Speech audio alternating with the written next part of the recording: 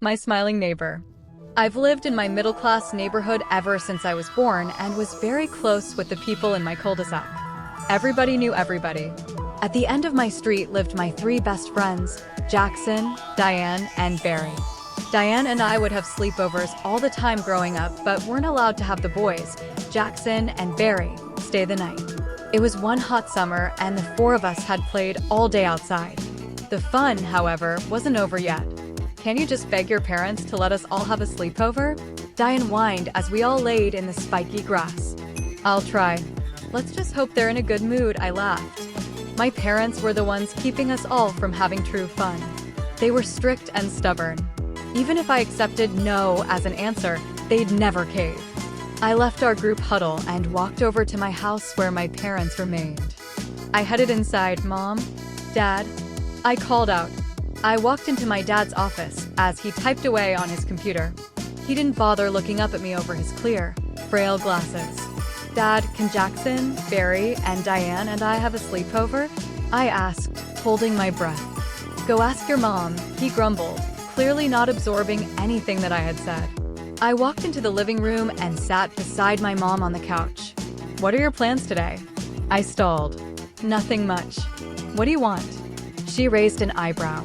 Well, since you asked, I was wondering if you would be okay if I had a sleepover tonight with Diane, Barry, and Jackson? I asked hesitantly. My mom studied me for a while, setting down the book that was once resting in her hands. Are there going to be adults? Parents? Jackson and Barry are the only boys. Yes, and yes, I said. She huffed. Fine. I squealed and hugged her. I ran out of the house towards my friends. She said yes. I shouted. They all cheered excitedly. It was later that night. We had all agreed on staying at Jackson's house since it was the biggest and his parents were basically rich. We were all settled in and ready to fall asleep when Barry spoke up. Don't you think it's weird how that old lady down the street is always smiling? Chills went down my spine. What do you mean? Barry sighed. I don't know. It just freaks me out. I think her name is Judy. Jackson spoke up. Yeah, I know Judy. My little sister tried to sell Girl Scout cookies to her once. She just smiled out the window but never answered the door. So weird. Diane and I sat up. Shut up. You're just trying to scare us, Diane said. I could tell she was starting to get uncomfortable. Barry spoke. Just watch out for her next time you pass her house. She looks like she knows something we don't. We all eventually went to sleep, and I didn't think twice about our chilling conversation. That was until 3 weeks ago. I was walking home from school with Barry, and he stopped me. Why don't we go around? He stared at a house. Her house. You can't still be on about that. I laughed it off, not wanting to fall for his prank. I'm serious, Barry said. And I believed him. I shook my head, shaking off my belief. You're being ridiculous. You can go around and I'll go this way. I need to get home and start on my homework. See you later. I waved at him, and he remained standing at the beginning of the street. Crazy. He's just crazy, I whispered to myself. I started up the street and slowed when I approached Judy's house. I started, looking for something, my curiosity getting the better of me. And that's when I saw it.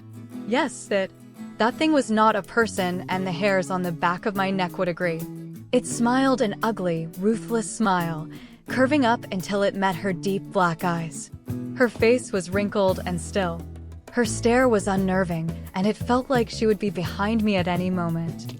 She was sitting in a wooden chair, facing the window right beside her front door. What the hell? I said to myself. Barry and Jackson weren't lying. I should have listened to them. I sprinted, afraid that she would run out of her house and follow me home, afraid of what nothingness was behind her eyes. I heard footsteps approaching behind me in the distance, but I didn't dare look back. My lungs burned, and I eventually made it inside my house and locked the door behind me. I ran up into my room and stared frantically outside my window, making sure she hadn't left her post. I was sitting at the dinner table with my parents that night, and I couldn't get the image of her spine-chilling face out of my head. Mom? What's with Mrs. Judy down the street? I asked. Who? My mom said, confused. Mrs. Judy. I repeated. Honey, are you feeling all right? My mom reached for my forehead and I swatted her hand away. I'm fine. I'm going to bed. I got up and walked to my bedroom and shut the door. I felt like I was losing my mind.